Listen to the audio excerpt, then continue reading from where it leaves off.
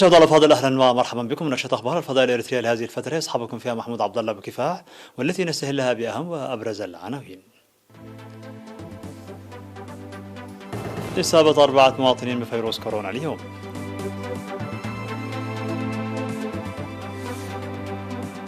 شركة حارات للمواصلات تنظم دورة مهنية لأبناء الشهداء. المشاركون في الحملة التنموية بمديرية عرزة ينجزون أعمالا مهمة.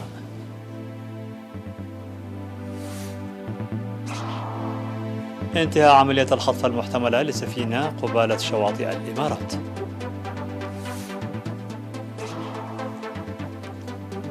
قتلى بانفجار سيارة مرقومة قرب المنطقة الخضراء في كابول. وعشرات الضحايا في حادث تصادم بين حافلة وشاحنة نقل بمالي. مرحبا بكم من العناوين إلى التفاصيل. أعلنت وزارة الصحة بأن الفحوصات المخبرية التي أجريت اليوم 4 أغسطس بمراكز العزل في الإقليم الجنوبي والأوسط كشفت عن إصابة 4 مواطنين بفيروس كورونا، فقد ظهرت إصابة في مندفرة، وإصابة واحدة في دقم حاره بالإقليم الجنوبي، وإصابة واحدة في أسمرة بالإقليم الأوسط. في غضون ذلك شفي 3 مرضى من وباء الكورونا، 2 في الإقليم الجنوبي وواحد في الإقليم الأوسط. وبهذا بلغ عدد المصابين بفيروس كورونا في البلاد حتى الآن 6568. شفي منهم 6475، وتوفي 35 مريضا، فيما لا يزال 58 مصابا بالوباء يتلقون العلاج في المستشفيات. وزارة الصحة 4 أغسطس 2021.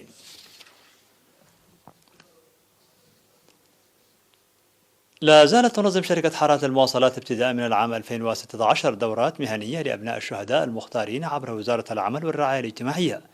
أوضح السيد إبراهيم سلمون المسؤول الفني في الشركة بأنهم قدموا حتى الآن دورات مهنية ل40 طالبا بدعم شهري قدره 500 نقفة إلى جانب التدريب، وشملت الدورات المهنية المقدمة الميكانيكا والكهرباء والحدادة.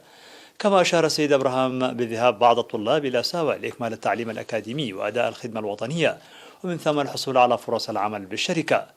من جهته قال عضو شركة حارات المتابع لأوضاع الدارسين الشاب يوسف أبرهة بأن المهنة المكتسبة تسهم بفعالية في تحسين الحياة المستقبلية للدارسين، حيث يتابعون الدورات بجدية ونشاط. بدورهم أفاد الدارسون وصولهم إلى مستوى جيد من خلال الاستفادة من الفرص المتاحة لهم من قبل الشركة وجهود المعلمين. تشهد مديرية عرزة بالإقليم الجنوبي تسيير أنشطة فاعلة في مجالات حفظ المياه وحماية التربة في الأراضي الزراعية والمراعي والمحميات والأماكن الجرداء والجبال عبر المشاركة الأهلية وأفراد الحملة التنموية الطلابية الصيفية.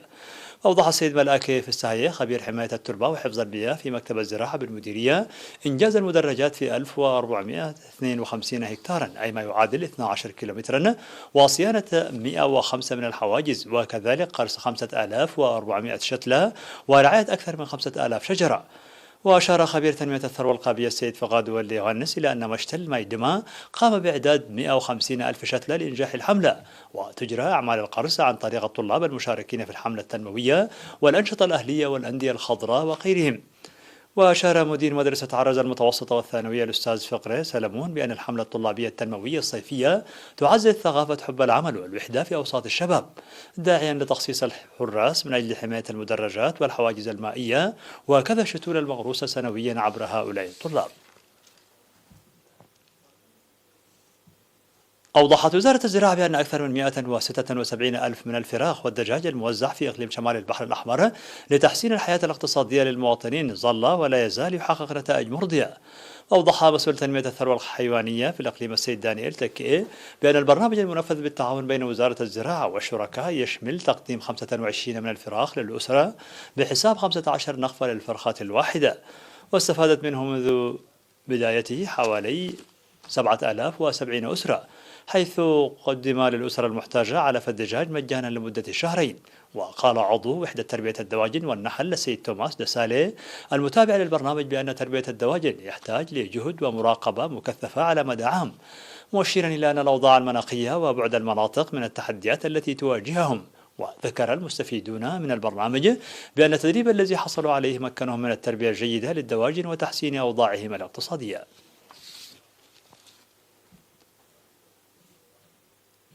قام المواطنون في الداخل والخارج بتقديم تبرعات مالية لتنمية صندوق أمانة الشهداء وتأهيل أسر الشهداء.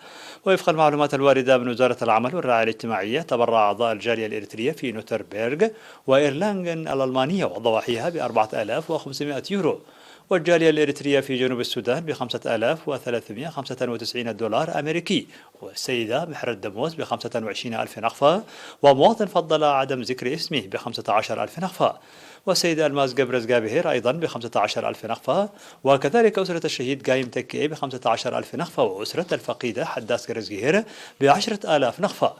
كما تبرع أعضاء الجالية الإريترية في كارلسروا الألمانية وضواحيها ب4200 يورو لتأهيل 7 أسر الشهيد، مواصلة لأنشطة الكفالة التي كانوا يقومون بها مسبقا. كما تبرع مواطن يقيم في هيوستن بولاية تكساس ب3600 دولار لتأهيل 5 من زوجات الشهداء. مشاهدينا الأفاضل، كانت هذه الأخبار الداخلية. فاصل قصير ونوفيكم بالأخبار العالمية. ابقوا معنا.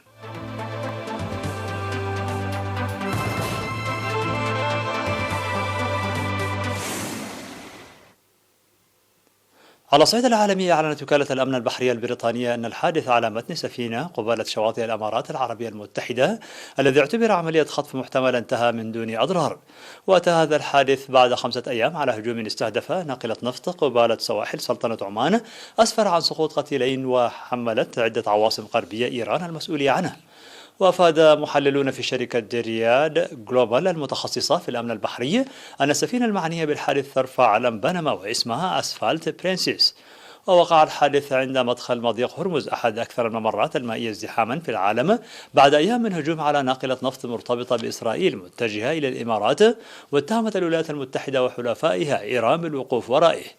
وقالت المتحدثة باسم البيت الأبيض جين ساكي أن الولايات المتحدة على اتصال وثيق ببريطانيا بشأن الحادث المقلق للغاية.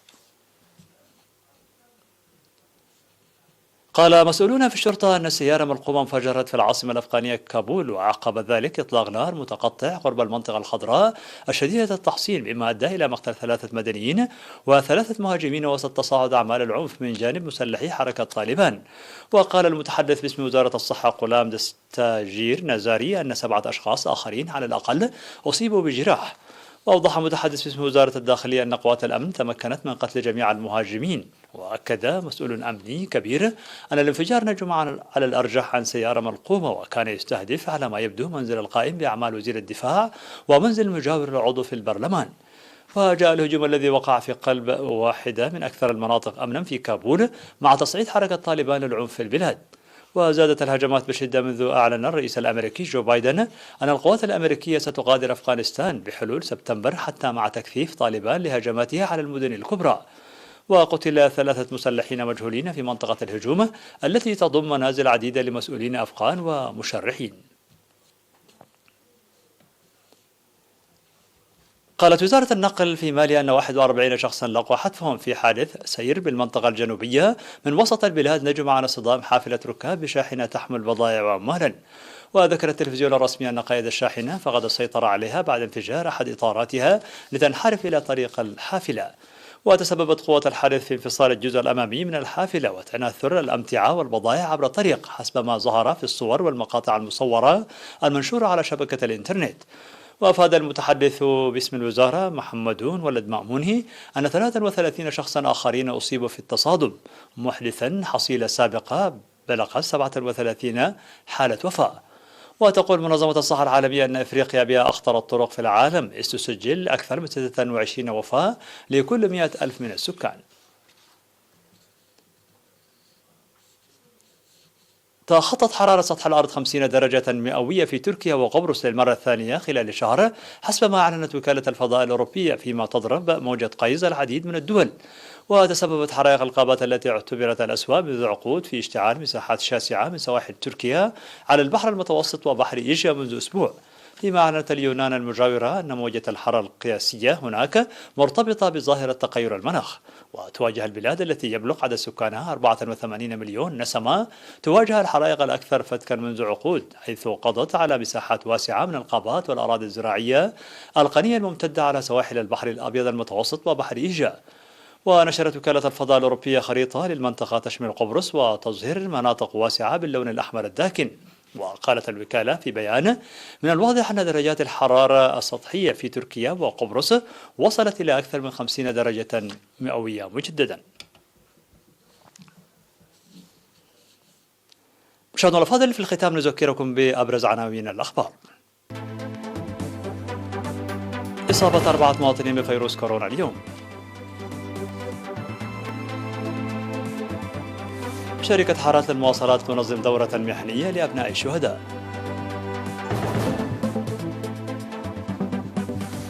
المشاركون في الحملة التنموية بمديرية عرزة ينجزون أعمالا مهمة.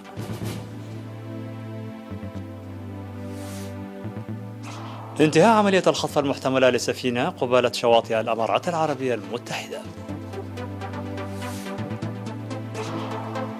قتلى بانفجار سيارة ملقومة قرب المنطقة الخضراء في العاصمة الأفغانية كابول.